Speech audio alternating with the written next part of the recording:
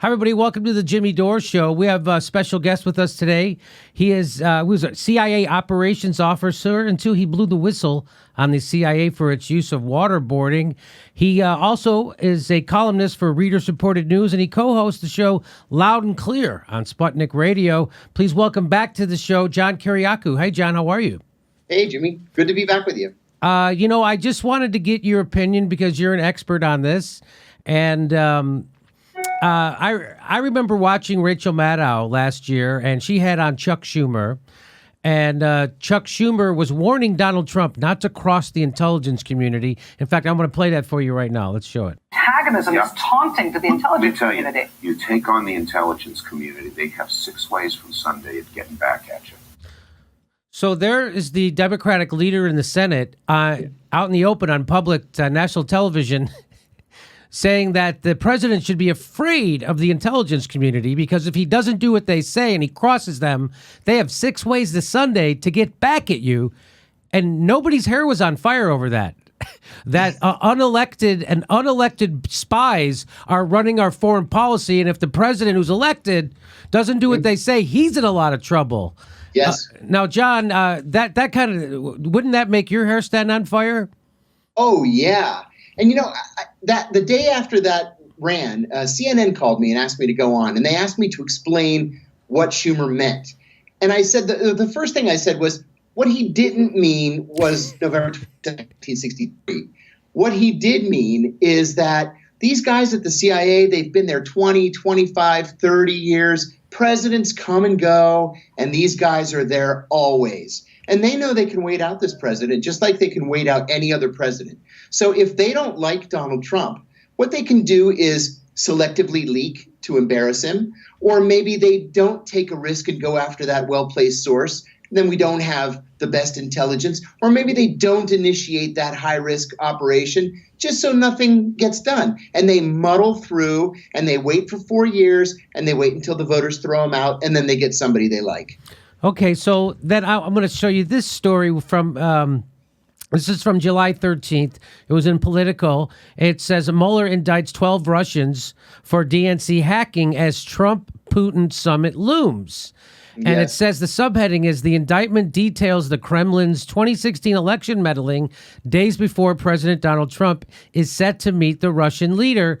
Now, buried in that article, I just wanted to read this to you, and then I'll get your response.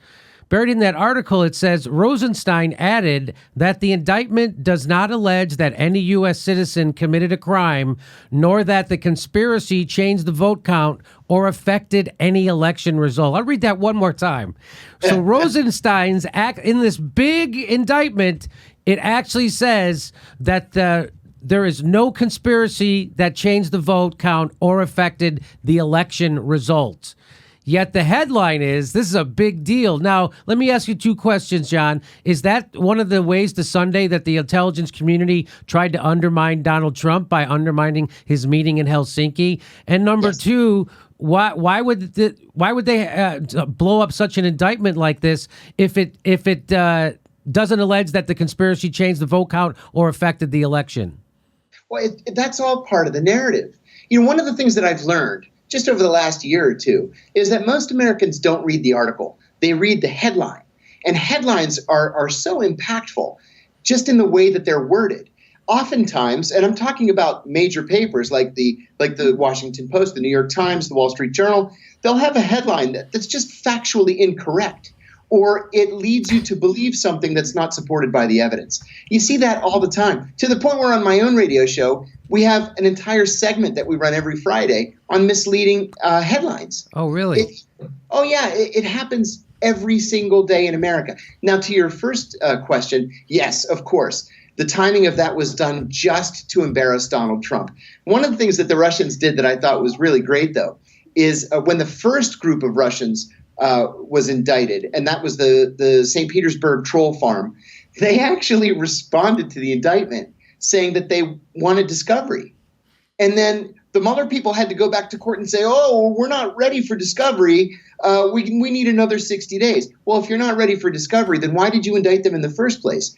You never expected them to go to court and ask for discovery. You did it just to embarrass people and to push this agenda. So yeah, I am no fan of Donald Trump's, but we don't have to love the CIA and the FBI just because we don't like Donald Trump. So now in Helsinki, Donald Trump was accused of being a traitor, Right. by lots of very public, very well-known establishment journalists. And the reason they were calling him a traitor was because he disagreed. He has since backtracked, but he, at the time, disagreed with the intelligence community's assessment that Russia meddled in our election. So he publicly disagreed with that. And people were saying that that was treasonous of the president. And now, correct me if I'm wrong, John. Isn't it the president who sets our foreign policy and decides what's right and what's wrong in our intelligence community? Like if the president said, I don't believe there's weapons of mass destruction, even though the CIA says there is, would he have been treasonous? So that's my question to you. Treasonous. And treason is actually delineated in the Constitution. Treason is very, very specific. First of all, treason's a death penalty case. So when you accuse somebody of treason, you're talking about executing them for what they've done. Now, the definition of treason is taking up arms against your country or providing aid and comfort to the enemy during a time of war. So people throw around this word treason all the time, and they don't know what the word means. And clearly, a lot of people, journalists, John Brennan, who seems to know everything about everything, they've never read the Constitution. I mean, and to me, they make themselves look foolish when they make accusations of treason. So what? My bigger question is, did no one ever even, like, just on its face, that's a stupid accusation because the intelligence community doesn't represent the United States. Those are unelected spies. That's right. And the intelligence community is there as policy support. The whole raison d'etre of the CIA is to provide support for the policymakers so the policymakers can formulate the policy. It's not up to the CIA or to John Brennan to decide what the foreign policy is supposed to be. That's up to the White House and the State Department, period. So how do you think that seasoned journalists were able to get that 100% backwards, upside down, wrong? That the president disagreeing publicly with the United States intelligence community is in fact not treason. It's not even bad form. In fact, it's what the president should do if he feels like it, right? Yeah, that's right. Whether we like it or not, he was elected president and he gets to set out his own foreign policy. We don't have to like it. We have an opportunity to change it in November of 2020 if we don't like it, but we can't say that it's treasonous. One of the interesting things to me too, Jimmy, that you mentioned is about the press. The press, let's look at the Washington Post, for example. The Washington Post is owned by Jeff Bezos. The editorial page is run by Hyatt. What's his first name? It escapes me right now. Jeffrey Hyatt. And Bezos and Hyatt have made this determination that they are going to be the anti-Trump newspaper. Okay, that's fine. If that's what your editorial page is going to be, that's up to you. You own the newspaper. But then you've got to be able to back it up. And you can't back it up when you say things like what you just said. The president's foreign policy is treasonous because I don't agree with it. Then you just make yourself look silly. Just on its face, I can't believe that people would get hoodwinked by that propaganda that somehow, hey, if you can disagree with the president's assessment that Russia did it, and you say, well, I agree with the intelligence community, I disagree with the president. That doesn't make you a traitor if you disagree with the president. Why does it make the president a traitor if he disagrees with the intelligence community? It makes absolutely no sense, and it just shows you that the lizard brain is excited in the establishment press, right? Indeed. And it's not like the intelligence community has never been wrong before, right? Yeah. Well, this is what I'm talking about. The very guy, Mueller, who's investigating Trump, was one of the guys who should be in jail for lying our country into an illegal war because he did it right in front of Congress, and I play that videotape on our show on a weekly basis. That's who everyone's putting. That's the guy who Trump's not. It's just amazing. That's really stunning to me. You know, I've got a personal beef with Robert Mueller, and just in the interest of transparency, Robert Mueller, when he was the head of the FBI, set up the John Kiriakou task force that spearheaded the investigation of me and then finally the arrest and prosecution. So I'm no friend of Robert Mueller's. With that said, I don't have to make things up to complain about Robert Mueller. Right. I complain about Robert Mueller based on the facts. And the facts are that he's not some, the second coming of Christ. He's just a guy, a functionary who has his own political agenda, whether he will admit to that or not. He's a lifelong Republican. He's part of the Never Trump wing of the Republican Party, and he's going after Trump because he thinks it's his thing to do. That's how these guys get promoted. Look at all the people that work for Robert Mueller right now. They're all career Justice Department attorneys, AUSAs, FBI agents. This is how they get promoted. They have to show scalps. One of the things my wife said about me, or said to me rather, on the day that I took a plea, she said, one of the things that makes me so angry today is that somebody's going to get promoted for this. And it's the same thing with the Trump situation. They're looking to indict as many people as they can, even if it's on bullshit throwaway felony charges like making a false statement or perjury or conspiracy, whatever that means, or wire fraud or whatever, just because that's a scalp and they can move up in the chain of command. Well, speak of the devil, here he is. We have the video. And it has pointed out, Secretary Powell presented evidence last week that Baghdad has failed to disarm its weapons of mass destruction, willfully attempting to evade and deceive the international community. Our particular concern is that Saddam Hussein may supply terrorists with biological, chemical, or radiological material. Even he doesn't believe it. He can't even bring his eyes up. You talk about a guy with a million tells. That guy, how do you get to be the head of a spy agency and you can't lie? He's a bad liar. So, Jimmy, I was at the very heart of that whole debate inside the CIA. At the time, I was the executive assistant to the Iraq mission manager. So I was privy to literally every piece of intelligence that was coming in on Iraq. And I can tell you that there were protracted battles inside the CIA about whether or not the Iraqis had weapons of mass destruction. And the conclusion was, we didn't know. I remember the analysts going at each other's throats about this issue. And at the end of the day, they just couldn't agree. They didn't know. But it was Ahmed Chalabi, if you remember that name from 15 or 16 years ago. I do. Who went to Dick Cheney and said, don't pay attention to CIA. I have my own network of informants, and I'll just pass that information straight to you through the Pentagon.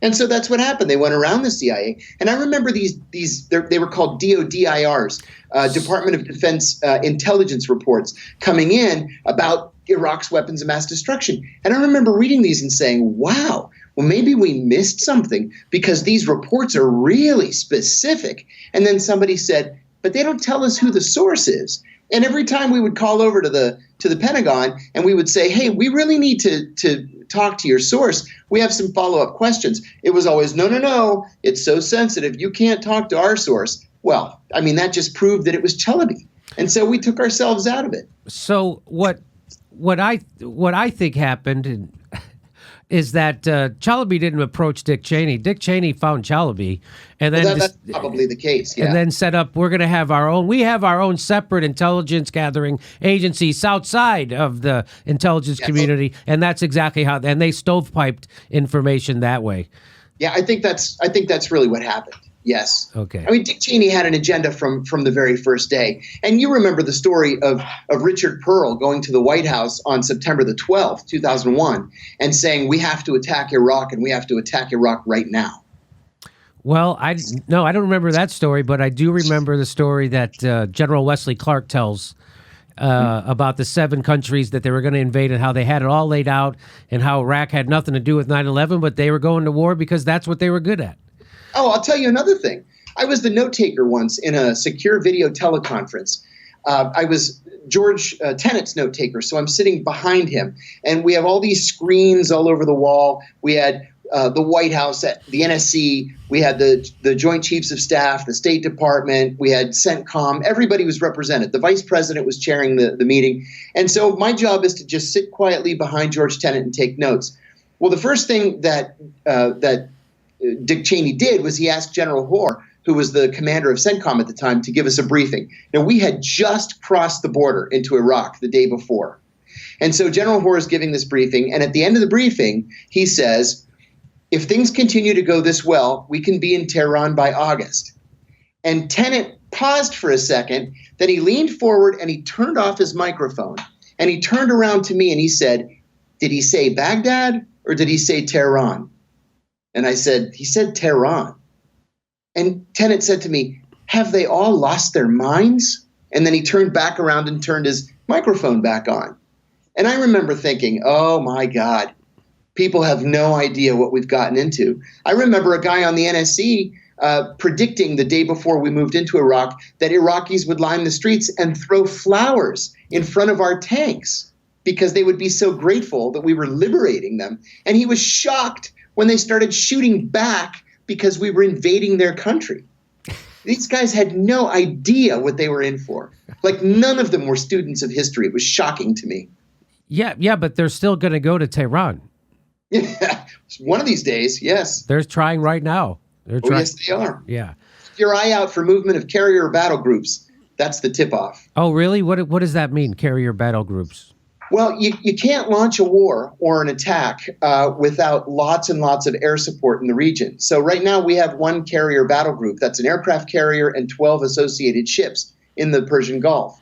We need more like six in the area. You can put 3 or 4 in the Gulf, 1 in the Mediterranean, 1 in the Indian Ocean. Maybe you have 1 in the Red Sea, but you have to have lots and lots of missiles and bombers in the region, and we don't right now. So if the Pentagon announces that we're going to start moving naval assets closer and closer to Iran, that means we're going to fight. Oh, okay. Thanks for watching. Please make sure you're subscribed. Even if you think you are, you're probably not. It only takes a second to check, and then you have to ring that bell so they send you a notification when we drop a new video. Otherwise, they won't tell you when we drop new videos. And if you like our show, please help support it. Become a patron. We give you hours of bonus material every week, and we give a live stream. We do a live stream every Saturday at 2 p.m. Pacific time when you could ask us questions and we answer them back. Thanks for your support.